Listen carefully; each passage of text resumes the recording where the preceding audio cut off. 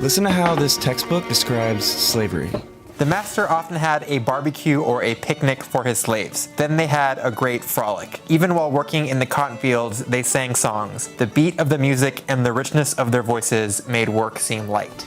Yikes, that's from History of Georgia, a textbook published in 1954 that was taught across junior high schools in Georgia for decades. That sort of language is part of an intellectual movement called the Lost Cause, a distorted version of American Civil War history that's been prevalent in the South for a long time. It took shape soon after the defeat of the Confederate States in the war, when Southern historians like Edward Pollard and former Confederate General Jubal Early started preserving the South's perspective through their writings. They framed the Confederate cause as a heroic defense of the Southern way of life against the overwhelming forces in the North. That narrative has a few basic tenets: the glorification of Confederate soldiers who died for a cause they believed in, the belief that slavery was a benevolent institution, and maybe most importantly, that slavery was not the root cause of the war. The Lost Cause is one of the most notoriously effective efforts to rewrite history, and it was done by the losing side. So how did it become so deeply rooted in Southern memory?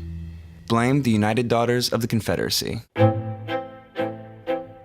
The UDC was founded in Nashville in 1894 to preserve Confederate culture for generations to come. The women who made up the group descended from elite antebellum families, and they used their social and political clout to spread the pro-Southern version of the war as real history. You've probably seen their efforts to honor the Confederacy, but maybe you didn't know it was the UDC. They're the ones who covered the Southern landscape with memorials for Confederate leaders and soldiers. They used their fundraising and lobbying skills to pressure local governments into erecting monuments in prominent public spaces like courthouses and state capitals. Installed here next to the state capitol by the United Daughters of the Confederacy. The United Daughters of the Confederacy donated this memorial to the city back in the 30s. They put them along roadsides and in parks. Any place that was remotely relevant to the Confederacy was memorialized. By the early 20th century, the UDC had 100,000 members in chapters spread all over the country, but mostly in former Confederate states. And there's a reason they grew so quickly during that time. So we're talking about roughly 3 decades after the end of the war, and the Confederate veterans themselves are beginning to die off. So there is this push to find ways to commemorate it, because the big challenge by 1900 was there's a new generation of white Southerners being born, and they never experienced the war years. That push is visible. Most of the Confederate monuments were erected during the UDC's height of influence. There's a rhetoric around monuments that we want to get this thing built before all of that generation has died off. And the reason we want it is to teach future generations about those men. Dr. Karen Cox wrote the book on the UDC, and I asked her if it was fair to say the group established the Lost Cause as historical fact in the South. Oh my God, yeah. They were the leaders of the Lost Cause into the 20th century,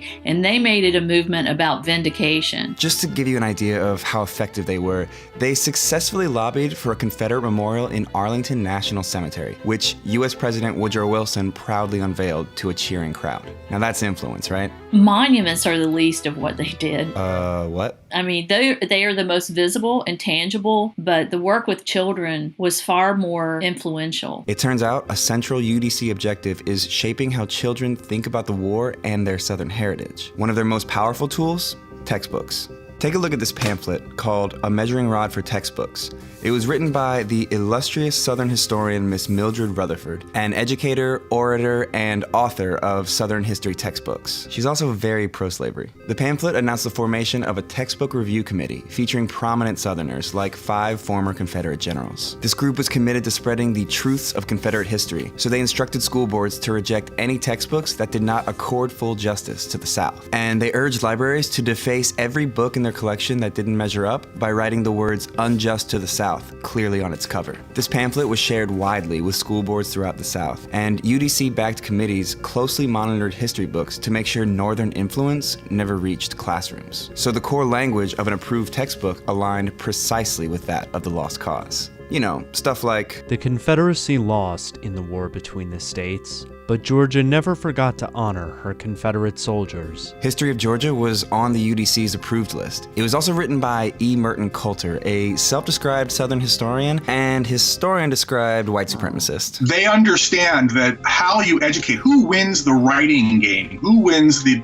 battle over history, ultimately wins the war. That's the big fight for the UDC. But their work with children went further than the classrooms. The UDC formed an auxiliary group called the Children of the Confederacy, which was designed to get kids born in former Confederate states to actively participate in their version of history. Group leaders had kids recite call and response truths from something called the Confederate Catechism. Children up to the age of 18 would compete and be rewarded for memorizing long passages of lost cause rhetoric. So it would be like an after-school thing, like that was your club. You would go after school to the meeting of the Children of the Confederacy, and your leader might teach you songs of the South like Dixie or other songs that were considered Southern patriotic songs. They would have them write essays, go visit the veterans, and learn this catechism. Children were also the centerpiece of their community's monument unveilings, like this living flag at the dedication of the Stonewall Jackson Monument in Richmond. Yes, those are school children. The UDC's efforts shaped the identities of children who grew up with the lost cause. They made history personal, and that made their story last longer. Generations of children learning that narrative in a variety of ways grow up to be, segregationist in the 50s and 60s, because that's been drilled into them since they were children.